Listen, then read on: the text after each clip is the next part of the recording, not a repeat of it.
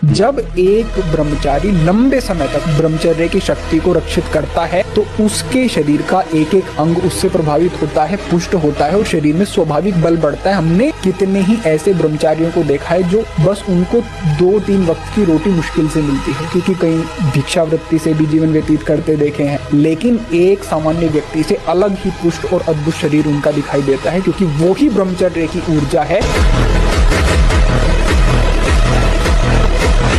जैसे जैसे चढ़ोगे वैसे वैसे दुश्मन जोर करेगा, वैसे वैसे जो आप क्या समझते हो 4 माला घुमा लिए तो मन आपका शांत हो जाएगा और बढ़ेगा, वो और आग पैदा करेगा, वो और प्रबल होगा। साधक भजन बल से उससे भी बढ़े। जस जस सुरसा बदन बढ़ावा, तास गुण कपि रूप दिखावा, वैसे वैसे हनुमान जी दुगना अपना स्वरूप बढ़ाते चले जा रहे। काम जितना बढ़े उतना ही नाम बढ़ाओ। देखो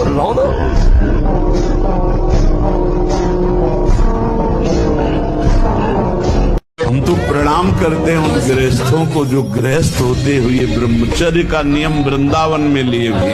एक तो परिवार अमेरिका में है, सब सुविधाएं, बड़े ही सरल सात्विक वृत्ति से हितधाम में कसम खाई थी ब्रह्मचर्य की। हम दोनों मिलकर के कसम खाते हैं कि आज के बाद ब्रह्मचर्य रहेगी। कैसा जी? देखो ब्रह्म मुहूर्त में उठ के देखो आप 4 बजे उठिए, थोड़ा जल पीजिए, सोच जाइए, फिर इसके बाद कपड़ा पहनिए पवित्र होके और फिर दौड़ लगाइए, दंड बैठक मारिए, थोड़ी देर घंटा आध घंटा नाम जप कीजिए, भगवत ध्यान कीजिए और फिर अपने काम में चले जाए। देखो आपका चेहरा, आपका जीवन प्रकाश में रहेगा।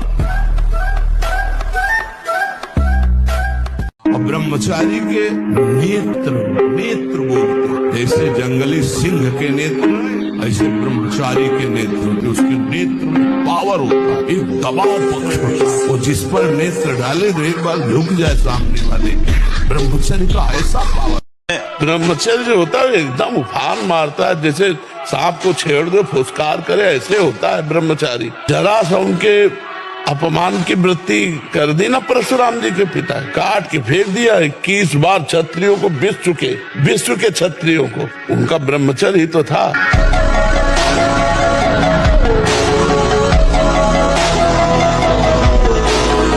अगर आप 5 वर्ष ब्रह्मचर्य रहे केवल इसलिए कि जो हमारी संतान हो वो बहुत देशभक्त, हरिभक्त, बलवान, विद्वान, ज्ञानवान हो, और आप नियम से दोनों भजन करो और 5 वर्ष बाद गर्भाधान करके संतान उत्पत्ति के शास्त्र सिद्धांत अगर वो महापुरुष न पैदा हो तो बताना।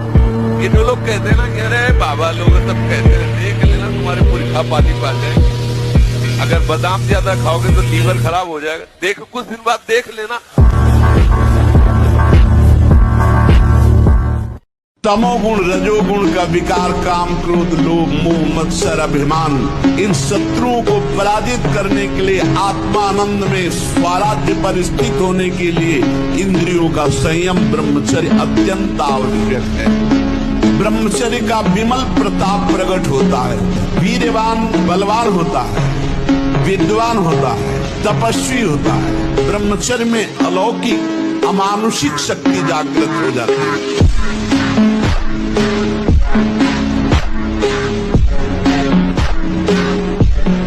मन, प्राण और वीर, ये तीनों का एक तारतम्य है। एक कंट्रोल में हो जाए तो ये दोनों कंट्रोल में हो जाए और आपका ब्रह्मचर्य ठीक है। स्वाभाविक बिना प्रयास के आपका मन एक शीतल, एक गंभीर, एक शांत, जहां लगाना चाहो एकदम तुरंत लग जाएगा। विक्षेप नहीं, अभ्यास और ब्रह्मचर्य। ब्रह्मचर्य को बचाने के लिए 1 घंटा व्यायाम की जरूरत है। दवा कोई वर्जिश से बेहतर नहीं, नुक्सा है कम खर्च, बालान से शक्ति बढ़े, फुर्तील है, चोट न अधिक पीराए, अन्न पचे चंगा रहे, कसरत सदा पाए।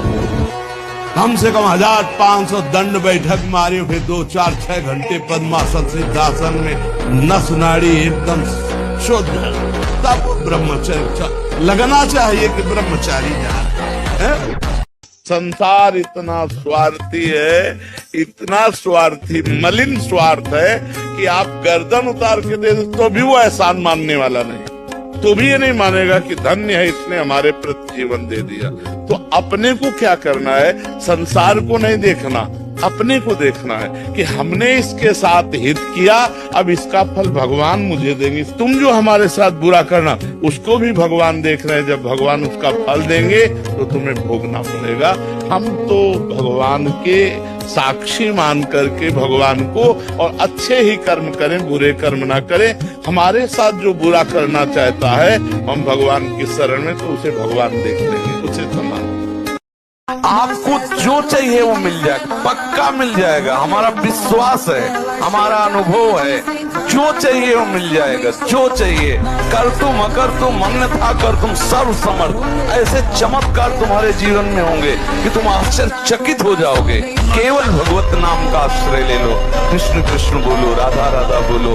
आप खुद देख क्या चला जाता है। अंदर ही अंदर मनन करते रहो, बाहर से खूब काम करते रहो, क्या परेशानी होनी। और अगर विजय ना हो जाए तो मैं बता, अरे कोई नहीं, बहादुर बन रे, बहादुर बन। तू दिखा कि मैं तेरे से अच्छा हूँ, मुझे तेरी जरूरत नहीं। और जब दोस्त हंसे तो तुम भी हंस दो यार। पागलों के बीच में हंसने में क्या जाता है क्या जाता है। और उसको बुरा थोड़ी माना जाता है। मस्त रहो, जिंदगी को आनंदमय बनाओ। भाई, हम सबसे प्रार्थना करते, हर परिस्थिति की काट है, परिस्थिति में मत डूबो, परिस्थिति को काट के आगे बढ़ो। अगर हम श्री कृष्ण चरणों के अनुरागी हैं, श्री कृष्ण चरणों का आश्रय लिया, माना विषयी है, माना कामी है, लेकिन एक दिन उस ऊंचाई को आप छू लेंगे। आप खुद बोलेंगे, अब कछु नाथ न चाहिए। देख लेना, आप केवल चलते रहो, जैसे चल रहे हो वैसे ही चलते रहो। केवल आश्रय ले, आश्रय बस न। एक ही चेष्टा आपकी शास्त्र सम्मत होनी चाहिए, नहीं फेल हो जाओगे, फिर कुछ नहीं हो। बुझे बल्ब की तरह हो किसी काम के लिए। हर समय ब्रह्मचर्य का संरक्षण कैसे हो, ये तुम्हें सोचते रहना। ब्रह्मचारी हो, चाहे लड़की हो, शरीर हो, चाहे पुरुष शरीर हो, ब्रह्मचर्य परमार्थ की ऊंचाई पर चढ़ने के लिए एक आवश्यक वस्तु है। वीरपात करने वाले के मसूड़े में फूलना, मुख से दुर्गंध आना, शरीर का पसीना दुर्गंध युक्त होना। वीरवान के यहाँ से दुर्गंध नहीं आ सकती। जो वीरवान अर्थात जो ब्रह्मचारी है, उसके यहाँ से दुर्गंध, उसके मुख से दुर्गंध नहीं आएगी, भले कुल्ला करे या न करे। एक गांव में पूरा परिवार बैठ के रो रहा था। बोले इनके एक भैंस थी, उसी दूध से काम चलता था, भैंस मर गई, पूरा परिवार वो ऐसे मानो उनके सर्वस्व नष्ट हो गया हो। अब गरीब आदमी उसी भैंस के दूध से काम चल रहा। क्या है? माना हुआ संबंध, अपने सुख की वासना से संबंध, अपने सुख की वासना का नाश, तो मानो मेरा नाश। अब वो हाय हाय कर रहा। विनाशी सच्चिदानंद भगवान का अंश अपने स्वरूप को न जानने के कारण शरीर को नष्ट कर दे। ये तू चिंता मत कर, बस गंदी दृश्य देखना बंद कर मोबाइल से, और गंदी हरकत करना बंद कर, और दंड बैठक मार, 2-3 किलोमीटर दौड़, सात्विक भोजन कर, सत्संग सुन, नाम जप कर, देख तेरे जीवन में प्रकाश आता है। शरीर पे चाहे कुछ हो जाए, अपने हाथ को कंट्रोल में रखना। चाहे कुछ भी हो जाए, चाहे जितना मन परेशान करे, जीत जाओगे अगर नियम ले लोगे। ले रहे हो नियम? कुछ भी हो जाए मैं क्रिया नहीं करूंगा। बस फिर तुम अगली बार आना, हमें बताना तुम्हें क्या परेशानी है। जब 1 करोड़ नाम जप होता है, शरीर निष्पाप हो जाता है, रजोगुण तमोगुण का नाश हो जाता है, हर समय शुद्ध सतोगुण की स्थिति रहती है। आगे रोग होने वाले जितने पाप बीज हैं वो सब नष्ट हो जाते हैं, और जो रोग हो गया है उसके सहने की सामर्थ्य मिलती है। तत्काल उसके अंदर भावनाओं का प्रवाह फूट पड़ता है, और स्वप्न में बड़े बड़े देवता, बड़े बड़े ऋषि मुनि, बड़े बड़े संत भक्त ये मिलते हैं। बिल्कुल यथार्थ जैसा लिखा है ऐसा ही। जब इस तरह की स्थिति उसके होती है तो उसका अनुभव भजन में और गाढ़ होने लगता है। संसार की हर समस्या का समाधान, संसार के हर सुखों की प्राप्ति के लिए आपके पास पावर चाहिए, पावर। और वो पावर है भगवान का नाम। नाम से बढ़कर कोई पावर नहीं। राधा राधा रटना कोई खिलवाड़ समझ रहे हो? रट के तो देखो, अगर आनंद की धारा में न डूब जाओ तो अबे कहला। बिना भजन के कहीं किसी को कभी भी शांति, कहीं भी लाभ नहीं मिल सकता, ये पक्का समझ लीजिए। बुद्धिमताम वरिष्ठम हनुमान जी को कहा गया, वैसी बुद्धि परम पवित्र तेजोमय हो जाती जब वीर शक्ति को एकत्रित किया जाता है। शरीर भले ऐसे हो, संकल्प करे तो धरती फट जाए। बहुत ब्रह्मचर्य में बहुत बड़ी सामर्थ्य, बहुत बड़ी सामर्थ्य।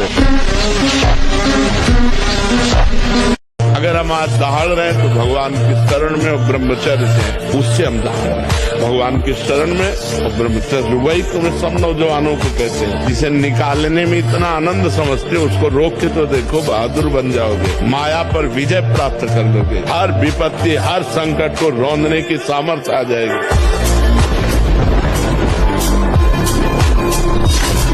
अभी आप 1 साल ब्रह्मचर्य में, आप फिर देखिए आपके विचार कैसे होते हैं, आपके शरीर में कैसी ऊर्जा होती है, आपका प्रतिज्ञा, आपके वचन, आपकी चेष्टा, आपकी क्रियाएं कितनी मतलब पवित्र और साफ स्वच्छ एकाग्र। जवान जो कहती हो हम खा लेते, वाणी जो चाहती हो हम बोल लेते, नेत्र जो देखना चाहते हम देख लेते, फिर मन को एकाग्र किससे करोगे?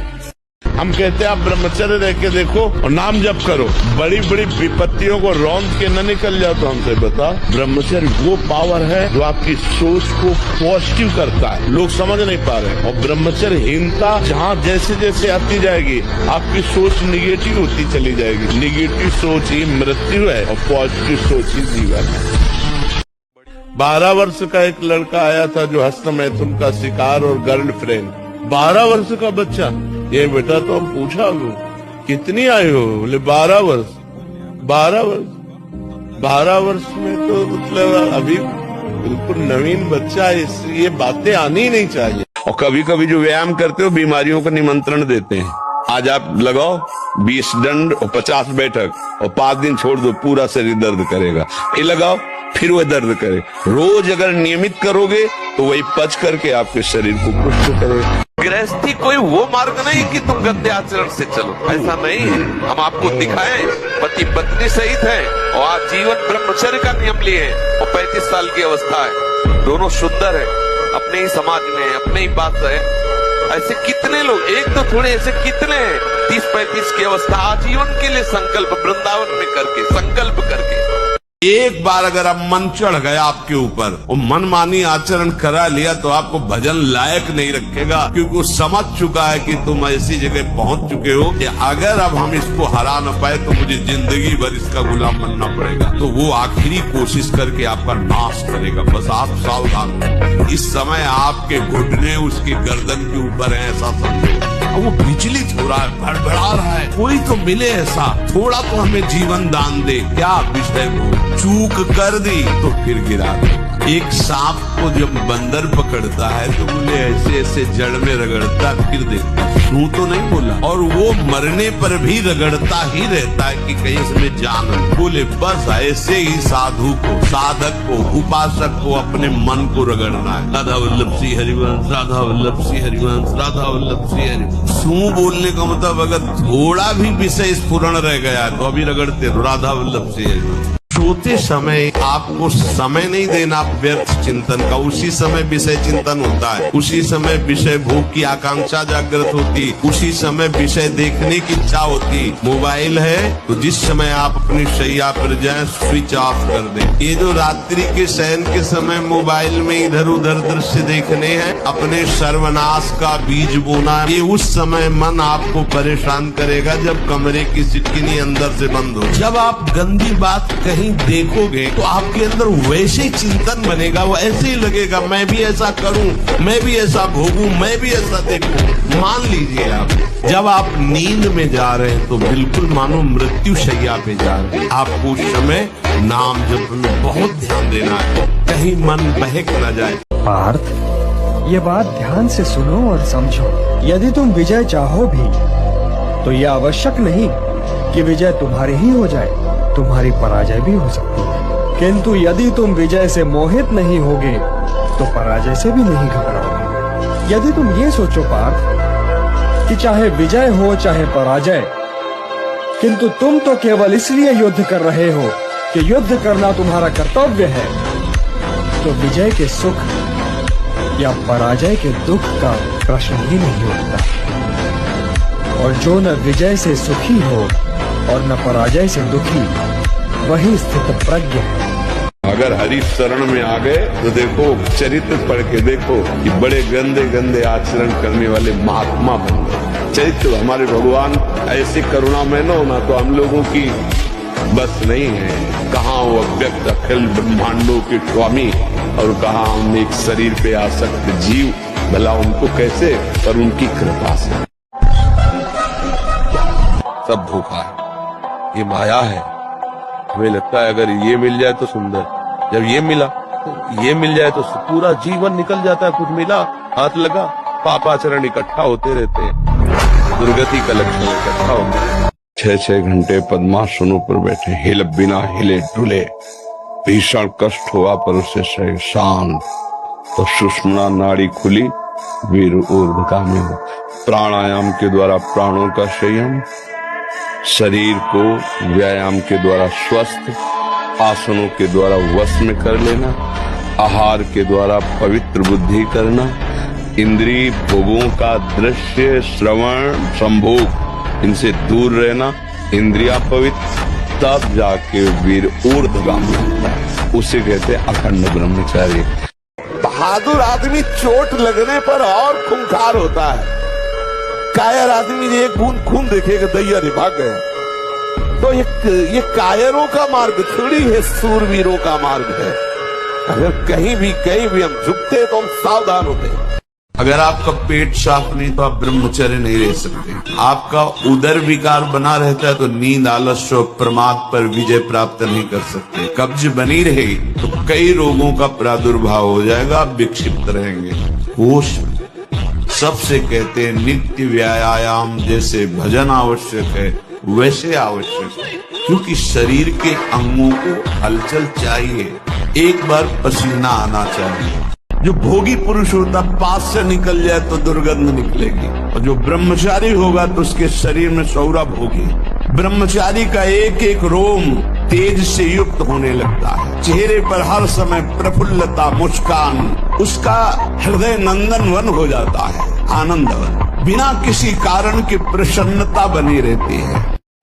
कलयुग ने वादा किया कि कोई भूल चूक से भगवत प्राप्ति कर ले या स्वर्ग चला जाए, सीधे हम पूरा नरक हाउसफुल करेंगे। तो देखो, शराब पीना, पराई स्त्री से व्यभिचार करना, मांस खाना, चोरी करना, जुआ, घूस, अपराध प्रवृत्ति, ये बढ़ती चली जा रही है। आप देखो ना, बिल्कुल नॉर्मल हो गई है। बिल्कुल। तो भैया कलयुग वाली बात सच्ची मत करो कि यार सब हाउसफुल हो जाए।